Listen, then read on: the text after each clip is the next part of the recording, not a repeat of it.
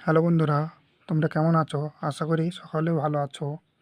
দেখো, প্রথম অঙ্ক কী বলেছে, একটি সংখ্যা প্রথমে 10% বৃদ্ধি পেয়ে পরে 10% কমে গেল। এক্ষেত্রে সংখ্যাটি, দেখো এইভাবে যদি অঙ্ক থাকে তাহলে প্রথমে 10% বৃদ্ধি পেয়ে 10% কমে গেল, তাহলে দুটোই সংখ্যা যদি এক হয়, দুটোই 10 10 হয়, একটা কমে যাচ্ছে আর একটা বেড়ে যাচ্ছে, তাহলে সংখ্যাটির স্কোয়ার করে 100 দিয়ে ভাগ করে দেবে এবং যেটি উত্তর আসবে সেটি মাইনাসে আসবে। ঠিক আছে, তাহলেই অ্যান্সার হয়ে যাবে। দেখো কি হবে, 110 স্কোয়ার বা 100, দুটো কেটে গেলে উত্তর হচ্ছে 1, মাইনাসে আছে। যারা বুঝতে পারোনি তারা এইভাবেও অঙ্কটা করতে পারো যে x plus minus y plus minus XY/100, এই সূত্র দিয়েও অঙ্কটা করতে পারো। দেখো পরবর্তী অঙ্ক কী বলেছে, বর্গক্ষেত্রের বাহুর দৈর্ঘ্য 50% কমে গেলে ক্ষেত্রফল কত কমবে। দেখো অঙ্কটি দুইভাবে করা যায়, একটা সূত্র ধরে একটা সূত্র ছাড়া। সূত্র ছাড়াটা আগে কীভাবে হয় দেখিয়ে দিই। 50% অর্থাৎ 1/2 হাফ, প্রথমে যদি 2 থাকে 1 কমে যায়, তাহলে 1 হয়ে যাবে। তারপরে আবার যদি 2 থাকে আবার 1 কমবে 2 বার, তাই তো। যেহেতু বর্গক্ষেত্রের বাহু তো দুটো, এক, এটা 50% কমেছে, এটা 50% কমেছে, তাই না, সেজন্য দুবার। তাহলে 2 2 4 আর 1 1 1, কত কমছে? 3 কমছে, কতই 4 কমছে, ইন্টু 100, কাটাকাটি করলে 75% কমছে, তাই না।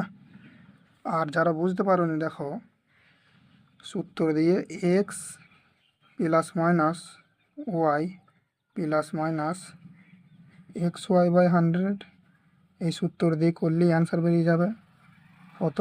50% কমেছে, 50% কমছে, প্লাস মাইনাসে মাইনাসে প্লাস হয়, 50 ইন্টু 50/100, দুটো জিরো কাটবে, তাহলে এখানে হচ্ছে -100 আর এখানে 5 5 25 প্লাসে, তাহলে কত হচ্ছে? 75 মাইনাসে, এটা উত্তর। দেখো পরবর্তী অঙ্ক, দেখো বলেছে পেট্রোলের মূল্য 25% কমে 25% বৃদ্ধি পেয়েছে, পেট্রোল ব্যবহার কত কমালে পেট্রোল বাবদ খরচ অপরিবর্তিত থাকবে। তাহলে এই অঙ্ক আমি বলেছিলাম যে 25%-এর অর্থাৎ হচ্ছে 1/4, তাই তো। আর আমি বলেছিলাম এই অঙ্ক যদি বৃদ্ধি পাই তাহলে 1/4 এটা বৃদ্ধি পেয়েছে, তাই না। তাহলে যদি বৃদ্ধি পাই এই দুটোকে যোগ করে দিয়ে ওপরে যেটা আছে এটা ফিক্স থাকবে, আর এই দুটোকে যোগ করে দিয়ে নিচেই বসিয়ে দেবো 5, তাহলে এটাই উত্তর হয়ে যাবে। অর্থাৎ 1/5 মানে 20%, তাই না। দেখো যারা বুঝতে পারোনি, যদি প্রথমে 100 টাকা দাম থাকে, 25% বৃদ্ধি পেয়েছে মানে 125, কত 25% বৃদ্ধি পেয়েছে, এবার ব্যবহার কত কমাতে হবে, নিশ্চয়ই 25 কমাতে হবে ব্যবহার, তাই তো। তাহলে কততে কমাতে হচ্ছে? 125-এ, তাহলে 125-এ 25 কমছে, 100-এ কত, কাটাকাটি করলে 1/5, 5 দিয়ে কাটলে 20, তাহলে 20%ই হবে, তাই না। দেখো বলেছে একটি দ্রব্যের মূল্য 10% কমে যায়। দেখো এখানে একটা টাইপিংটা মিস্টেক আছে, একটি দ্রব্যের মূল্য 10% কমে যায়, এবার বলেছে পুরনো মূল্যে ফিরে যেতে হলে মূল্য বৃদ্ধি করতে হবে, ঠিক আছে। এই যে পুরনো মূল্য ফিরে, এই কথাটা এইখানে যাবে, তাই তো। তারপরে যেতে হলে মূল্য বৃদ্ধি হতে হবে। দেখো অঙ্কটা কীভাবে করতে হয়, আগের সেম অঙ্ক, তাহলে 10% অর্থাৎ 10% অর্থাৎ 1/10, তাই তো। এখানে কমার কথা বলা আছে, এখানে 1/10 মাইনাস অর্থাৎ কমে যাওয়ার কথা বলা আছে। তাহলে কি করব, ওপরেরটা যেটা থাকবে সেটা ফিক্সড থাকবে, আর এই যে দুটোকে মাইনাস করে দিতে হবে, তাহলে হবে 9। আর 1/9 অর্থাৎ 11.1/9%, এটা উত্তর হয়ে যাবে। যারা বুঝতে পারোনি দেখো আগের অঙ্কটার মতনই, 100 টাকা ছিল, 10 টাকা কমে গেলে 90 টাকা, তাই তো? এখানে 10 টাকা কমে গেছে, এখানে 10 টাকা বাড়াতে হবে, তারপর পুরো মূল্য যেতে হবে। তাহলে 90 যেটা বাড়ছে ইন্টু 100, এটা কাটলে 1/9 হচ্ছে, 100 দিয়ে ভাগ করলে হচ্ছে 9 11 99, 1/9 দেখো পরবর্তী অঙ্ক। দেখো পরবর্তী অঙ্ক বলেছে, একটি পরীক্ষায় পরীক্ষার্থীর 65% পাস করে, যদি 420 জন ফেল করে তবে মোট পরীক্ষার্থীর সংখ্যা কত? তাহলে দেখো 65% যদি পাস করে তাহলে 420 জন যেটা বলেছে সেটা ফেল করার কথা বলা হয়েছে। তাহলে আমরা যদি 100 জন মোট যদি 100 জন ধরি, তাহলে 65% যদি পাস করে তাহলে ফেল করছে কজন? ফেল করছে 5, আর এদিকে 1 দিলে হচ্ছে 7, 35 জন যেটা ফেল করছে, 35% ফেল করছে।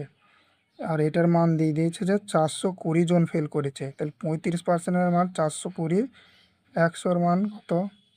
100%-এর মান কত?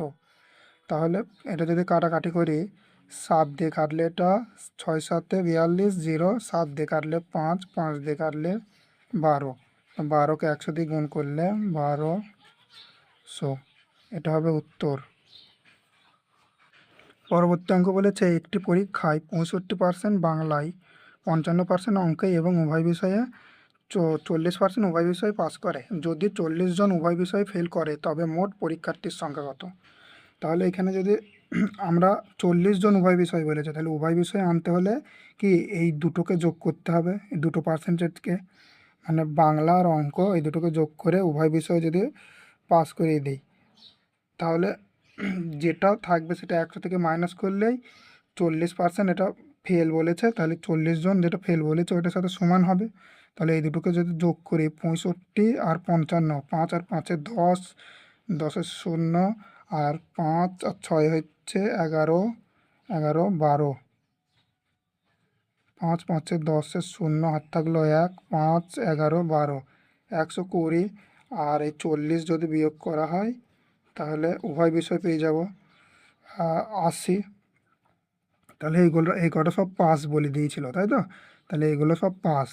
তাহলে 80% যদি পাস করে তাহলে 100 থেকে যদি বিয়োগ করা হয় 20% ফেল করে, তাই না?